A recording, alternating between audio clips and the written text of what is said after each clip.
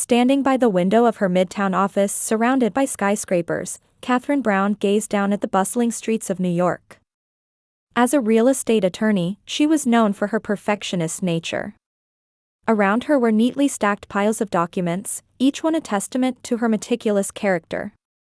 "Kathy, I've got all the materials ready for tomorrow's meeting," her secretary Jennifer said, knocking on the door as she entered.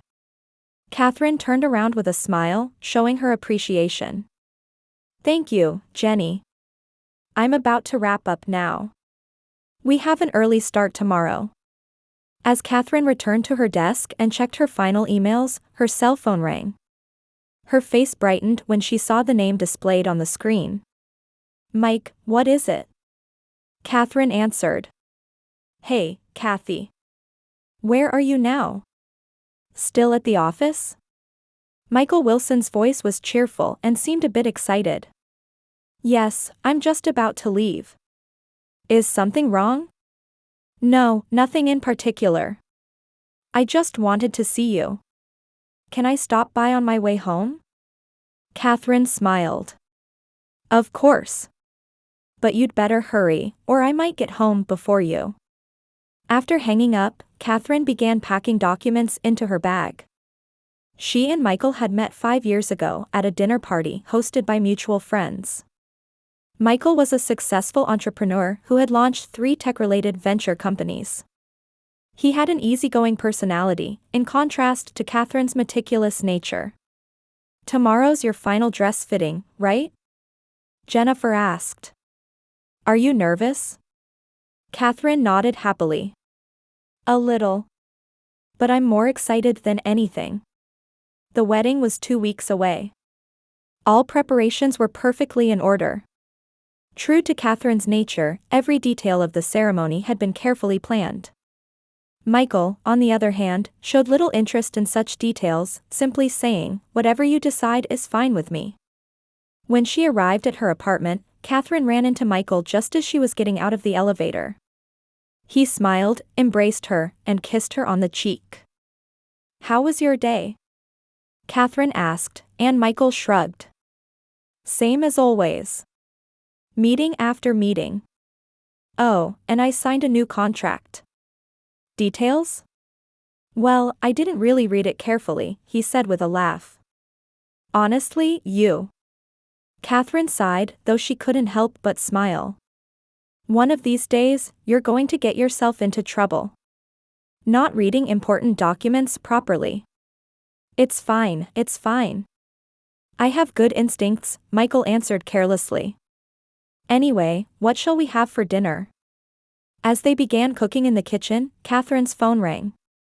When she saw Elizabeth's name on the screen, she hesitated before reaching for the phone.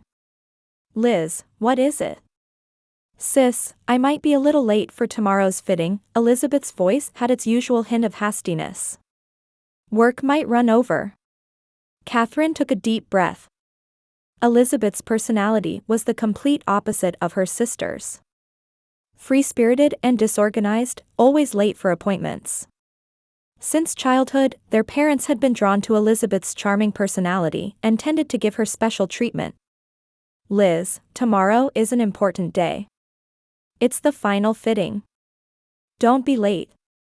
I know. I'll get there as soon as I can," Elizabeth answered casually. "How's Mike?" "He's fine. He's here with me now," Catherine replied, as Michael waved and called out loudly, "Hey, Liz." After the call ended, Catherine felt a little deflated. Her relationship with her sister was complicated. Although she loved her, she always felt manipulated by Elizabeth's behavior. "Don't worry about Liz," Michael placed his hand on her shoulder. "She has her own way of doing things." Catherine looked at Michael. He was always positive and had a generous heart that forgave people's shortcomings. That was one of the reasons she was attracted to him. The following weekend, Catherine visited her parents, Robert and Diane Brown, who were living a wealthy retirement in an upscale neighborhood in Connecticut. "Kathy, you chose a lovely color for the dress," Diane said as she poured tea in the living room. "Though it might be a bit flashy for Elizabeth." Catherine bit her lip lightly.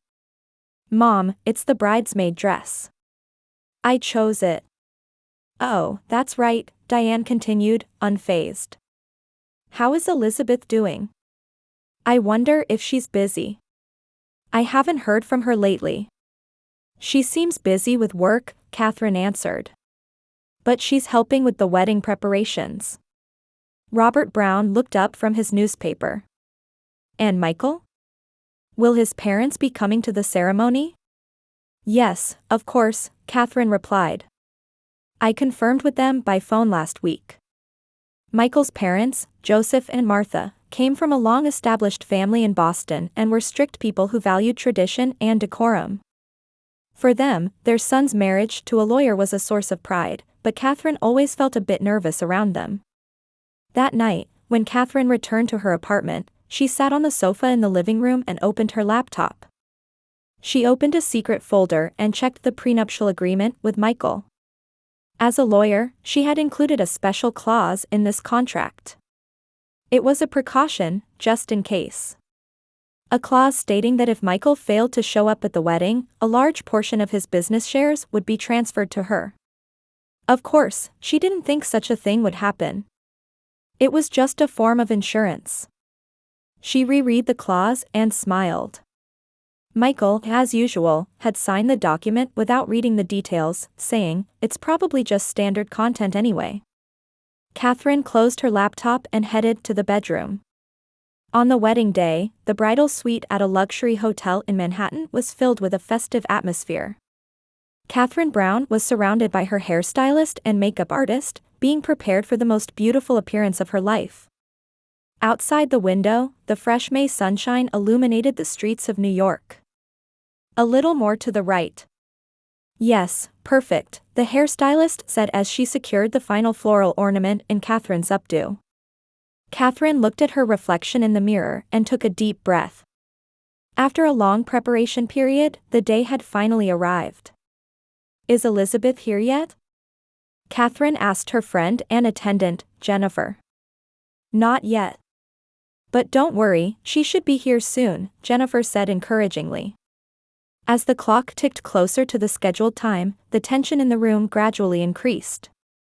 A hotel staff member knocked on the door.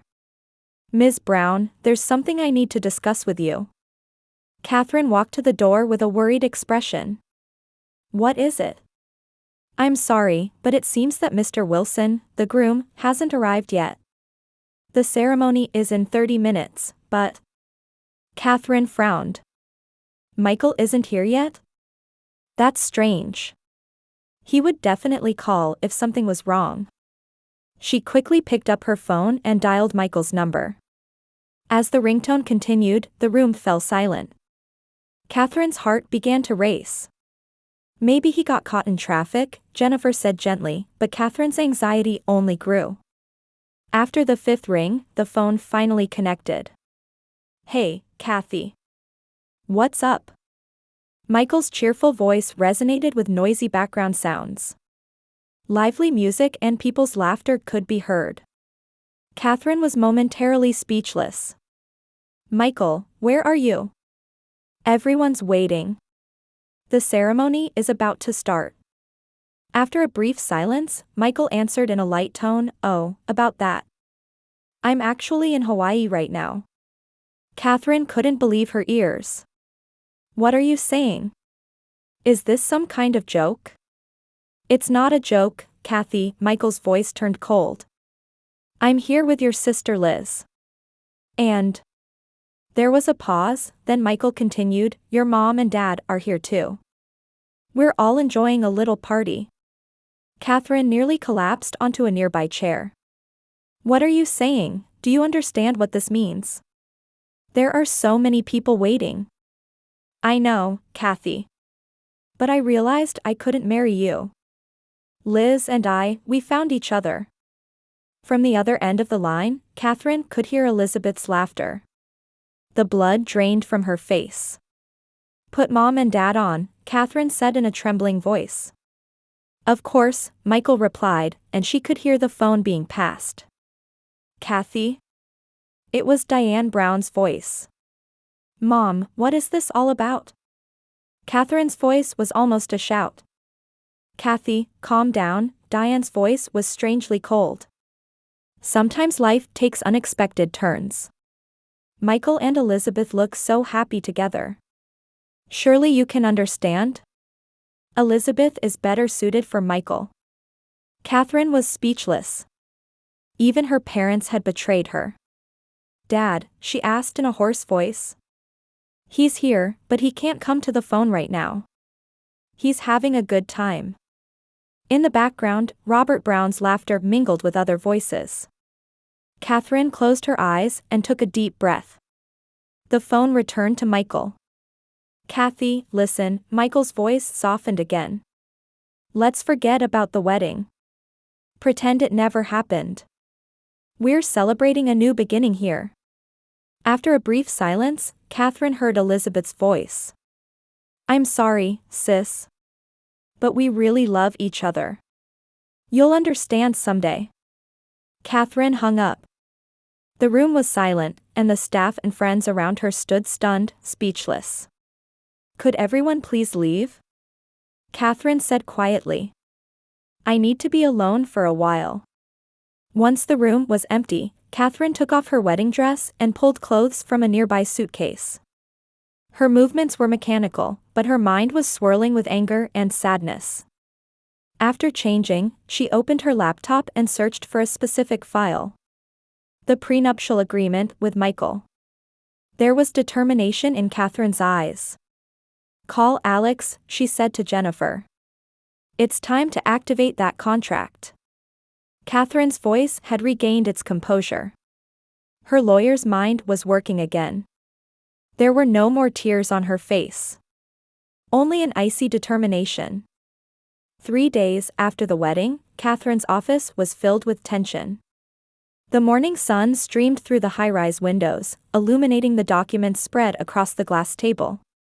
Catherine was dressed in a jet-black suit, her long hair pulled back tightly. Her eyes no longer showed sadness, only determination and cold calculation. Michael's stock situation is as follows. Alex Donovan pointed to a document. He was a friend from Catherine's law school days and a corporate law specialist. According to the prenuptial agreement, in case of marriage default, 40% of his main business shares will be transferred to you. This clause is fully valid. Catherine nodded quietly as she reviewed the documents. When can we convene the board meeting? First thing tomorrow morning, Alex replied. I've already contacted the major shareholders and explained the situation. They are very disappointed in Michael. They're beginning to question his judgment as CEO of a top-tier company.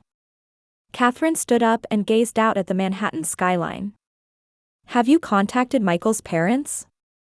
Yes, Alex's voice softened slightly. They are furious. Especially about their son's dishonest act and the social disgrace he has brought to the family.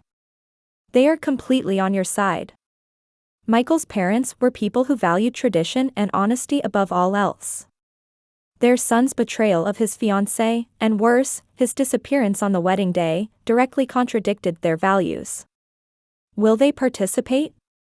Catherine asked. Yes, they've already booked a flight to Hawaii. They'll be on the same plane as us, Alex answered. Catherine sat down again and turned her attention to another stack of documents. What about my parents' trust fund? That's been confirmed as well, Sarah, a female lawyer, replied. The documents that were secretly modified 5 years ago are fully valid. They think they're managing your assets, but actually it's the reverse. You have the authority to manage their trust fund. A small smile appeared on Catherine's lips. She had prepared for this years ago, using her knowledge and foresight as a lawyer. Within the complicated relationship with her parents, she had set up legal shields to protect herself. The airline tickets? Catherine asked Jennifer. All arranged, Jennifer replied while checking her tablet. Departure tonight at 11 p.m. to Hawaii. I've secured first-class seats. We'll arrive in Honolulu local time tomorrow morning. Catherine nodded. And the hotel? The same resort where Michael and the others are staying. I've booked a separate villa. They won't notice us. Catherine reviewed the documents one final time and picked up a pen to sign. Is that everything? Yes, Alex replied. Now we just need to proceed according to plan. After the meeting, Catherine remained alone in her office. Standing by the window, gazing into the distance, she reflected on her 5-year relationship with Michael. All the smiles, promises, shared dreams. And the final betrayal. Her cell phone rang, and Joseph's name appeared on the screen. Catherine answered. Catherine, Michael's father's voice was solemn. I want to deeply apologize for my son's actions. We thought of you as a daughter. Michael's behavior betrays our family's values. Thank you, Joseph, Catherine replied quietly. You bear no responsibility. No, we do share some responsibility. We should have raised our son better, Joseph's voice was filled with remorse. Martha and I are on your side. No matter what. Those words mean a lot to me, Catherine answered honestly. I'm heading to Hawaii tonight. Let's meet tomorrow morning when we arrive. After hanging up, Catherine returned to her desk and checked her final emails. Meanwhile, her plan was steadily progressing. At the company Michael managed, an emergency board meeting had been called, and a resolution to temporarily suspend the CEO's authority was being prepared. Catherine left the office and returned to her apartment to pack. Looking at the box containing her wedding dress, she momentarily felt a tightness in her chest. But that feeling quickly disappeared. That night, at John F. Kennedy International Airport, Catherine's legal team and Michael's parents had gathered. Martha Wilson saw Catherine and embraced her without saying a word. I will never forgive that boy, Martha said quietly. You are our family, Catherine. Even without blood ties. On the plane, Catherine sat by the window, gazing at the night sky. Alex sat next to her, discussing their final strategy. When we arrive, we'll first confirm their location, Alex said. Then we'll confront them at the most effective moment. Catherine nodded. I want to catch them when they're most off guard. I'll shatter their paradise. While flying over the Pacific, Catherine finally fell asleep. It was her first decent sleep since learning of the betrayal. In her dreams, the shocked expressions of Michael, her parents, and Elizabeth appeared repeatedly. When they arrived at Honolulu International Airport, the morning sun was already illuminating the island. At the airport terminal, Michael's parents were waiting. Joseph Wilson stood with a dignified presence, while his wife Martha was elegantly dressed but with fierce anger in her eyes. Ready? Joseph asked Catherine. Catherine nodded. Perfectly. They got into a taxi and headed for the resort where Michael and the others were staying. In contrast to the beautiful Hawaiian scenery visible through the car window, the atmosphere inside was solemn and heavy. Where are they now? Martha asked. At the resort's private beach, Alex answered while checking his phone.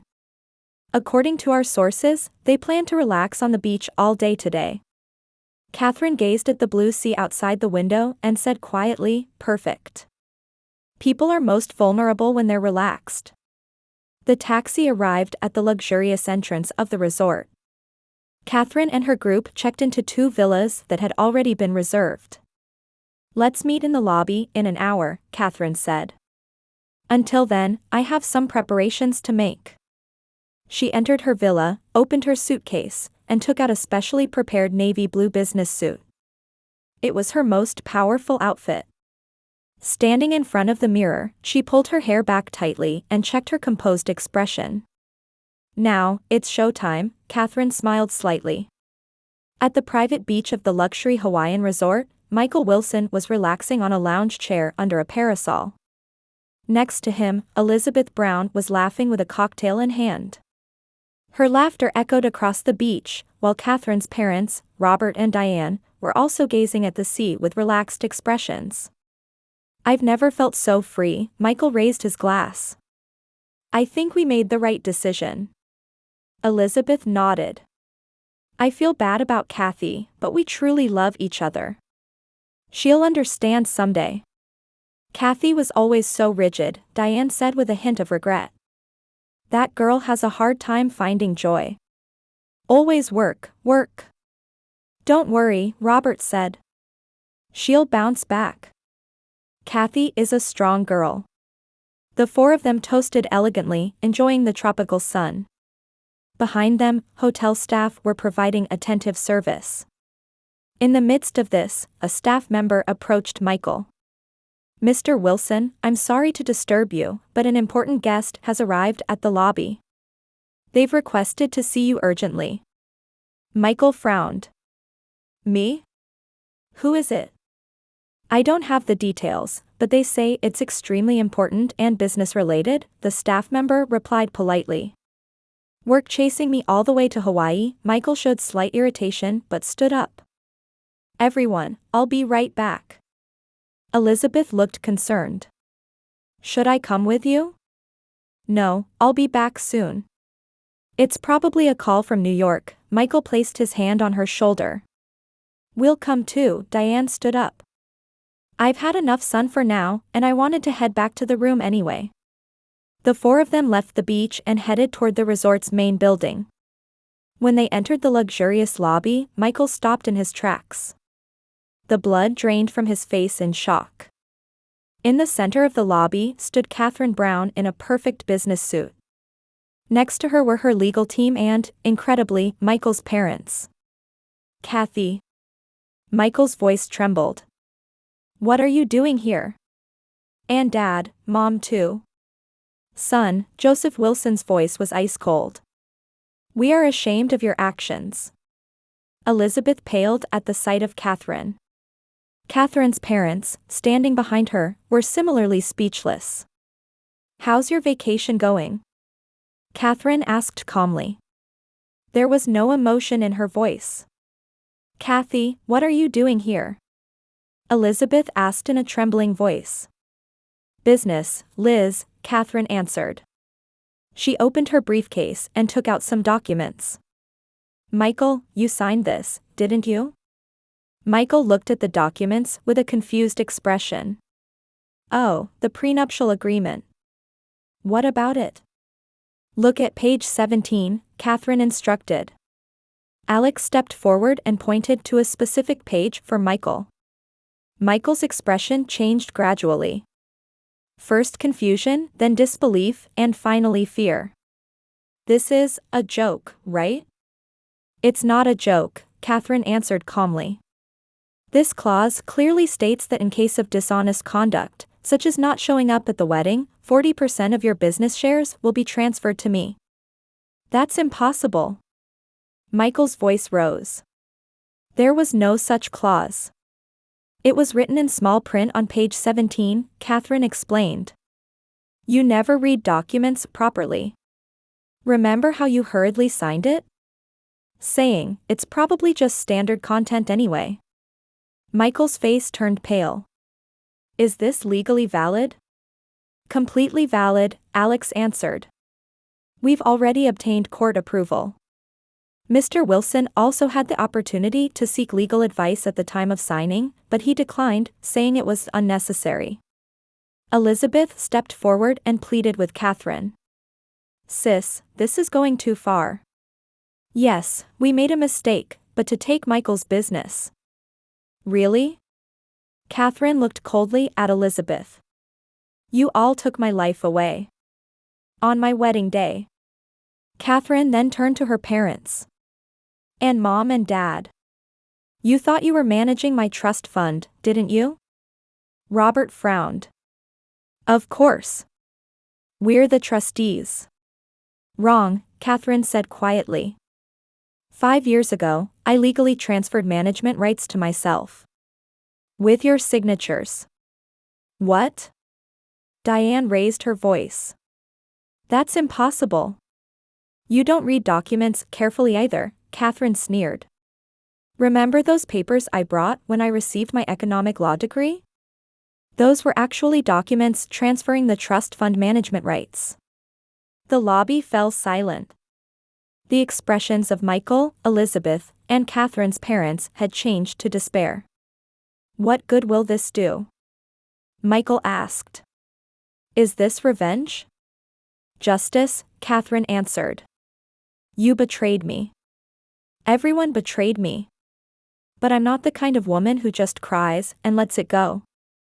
Martha Wilson approached Michael.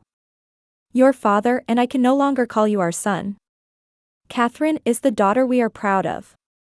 Michael looked at his mother in shock. "Mom." "I have nothing more to say." Martha turned her back. Catherine handed Michael one final document. "This is your resignation letter. A document agreeing to relinquish your position as CEO starting tomorrow. Sign it." Michael took the pen with trembling hands. He had no choice. "Betrayal comes with a price," Catherine said quietly. "You tried to ruin my life, but now it's my turn to change yours." Elizabeth was crying. "Sis, please, forgive us." Catherine briefly glanced at Elizabeth, then turned away without a word. She left the lobby with Michael's parents. Michael, Elizabeth, and her parents were left standing there, stunned. The autumn in New York was colorful. As the trees in Central Park turned red and yellow, Catherine Brown looked out the window of her new office in Brooklyn. A year had passed since that day. "Catherine, all the board members have arrived," her secretary called. "Thank you, I'll be right there." Catherine left her desk and headed to the conference room. She was now the major shareholder and chairperson of the board of Wilson Innovation. After Michael's departure, she had kept the company name but revamped the management team and set a new direction. Around the conference table were experienced industry professionals, her supportive legal team, and Joseph and Martha Wilson. After their son's betrayal, Michael's parents had truly welcomed Catherine as family. "The quarterly results are excellent," Joseph said while looking at the report. "Catherine, it's thanks to your leadership." "Thank you, Joseph," Catherine smiled. "But this is a team achievement." After the meeting, Martha approached her. "You'll come to dinner this weekend, won't you?" "Of course," Catherine replied. "I'm looking forward to it." The relationship she had built with her former fiancé's parents was an unexpected happiness for her. They loved and supported her like a real daughter. On her way back to her office, Catherine paused briefly, noticing a newspaper at the reception desk. There was a small article in the business section: "Former CEO Wilson establishes small startup." After being forced out of the company, Michael had lost most of his assets and was trying to make a comeback. However, his reputation in the industry had plummeted. No one was willing to entrust him with major investments. Catherine occasionally heard about Elizabeth. Rumor had it that after being abandoned by Michael, she had moved to Los Angeles and was working in a small gift shop.